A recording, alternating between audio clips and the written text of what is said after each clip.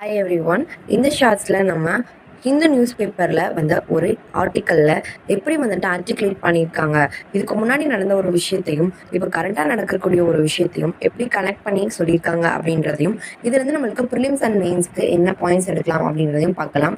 இதில் நம்மளுக்கு பார்த்தீங்கன்னா கிடாவர் சினான் அப்படின்ற இந்த விஷயத்தை பற்றி தெளிவாக கொடுத்துருக்காங்க. அண்ட் தென் அதை எப்படி வந்துட்டு இப்போ இருக்கக்கூடிய ஜஸ்டிஸ் யஷ்வந்த் வர்மா கேஸோட கனெக்ட் பண்ணியிருக்காங்க அப்படின்றதையும் பார்க்கலாம். ஜனவரி 1897 சிஇல நம்மளுக்கு ரோம்ல நடந்த ஒரு விஷயத்தை தான் இதில் எடுத்து சொல்லியிருக்காங்க.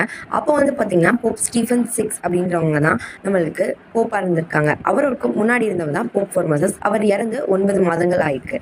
இப்போ இவரை வந்துட்டு புதைச்சி வச்சிருப்பாங்க இல்லையா, அவரோட அந்த காப்ஸை, அந்த டீகம்போஸ் ஆகிட்டு இருக்கக்கூடிய அந்த காப்ஸை எடுத்து அவங்களுக்கு போப் ட்ரெஸ்லாம் போட்டுட்டு அவங்கள அந்த சிம்மாசனத்தில் உட்கார வச்சு என்ன பண்ணியிருக்காங்க அப்படின்னா ட்ரையல் அப்படின்றத நடத்தியிருக்காங்க. இட் மெம்பர்ஸ் தி ஸ்பெக்டாக்கிள் அது கெடவர் சினாட் அப்படின்னு நம்ம சொல்கிறோம். இப்போ இந்த மாதிரியான ஒரு விஷயம் நடந்து அவர் மேலே ஒரு அலிகேஷன் வச்சு அந்த அலிகேஷனுக்கு அவங்க என்ன பண்ணியிருக்காங்கன்னு பார்த்தீங்கன்னா அவரோட ரைட் ஹேண்டில் இருக்கக்கூடிய 3 விரல்களை என்ன பண்ணியிருக்காங்கன்னா கட் பண்ணியிருக்காங்க. கட் பண்ணி அவரோட அந்த காப்ஸை டைபர் நதியில் தூக்கி போட்டிருக்காங்க.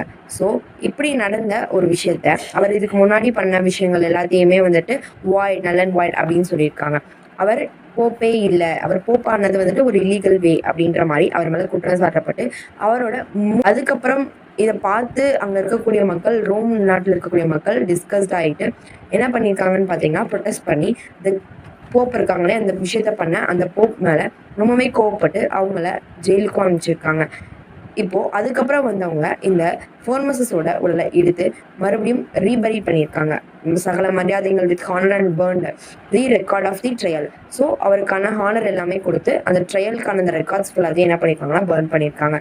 So this is the lesson has endured for centuries. A tribunal that sits in judgment over someone who no longer holds the office. So அவர் இறந்துட்டாரு, அவர் இனிமேல் அந்த ஆஃபீஸ்லேயே இல்லை அப்படின்ற பட்சத்தில் நம்ம அந்த விஷயத்தை எடுத்து பண்ணும்போது the theatre degrades the tribunal more than the accused. யார் மேலே அக்யூஸ் பண்ணப்படுறோமோ அது அவங்கள விட யார் இந்த கேஸ் எடுத்து நடத்துகிறாங்களோ அவங்களுக்கு தான் ரொம்பவே பெரிய ஒரு இழிவு ஏற்படுத்தும் அப்படின்றதான் இந்த விஷயத்தோடது. ஸோ இதை வந்துட்டு அழகா Indian parliament now stands at the edge of its own cadaver synod அப்படின்னு சொல்லிட்டு இது கூட லிங்க் பண்ணியிருக்காங்க. இதில் இருக்கக்கூடிய ப்ரிலிம்ஸ்க்கு நம்ம பார்க்கக்கூடியது என்ன அப்படின்னு பார்த்தீங்கன்னா article 121, article 124 clause 4, article 217 1 clause B.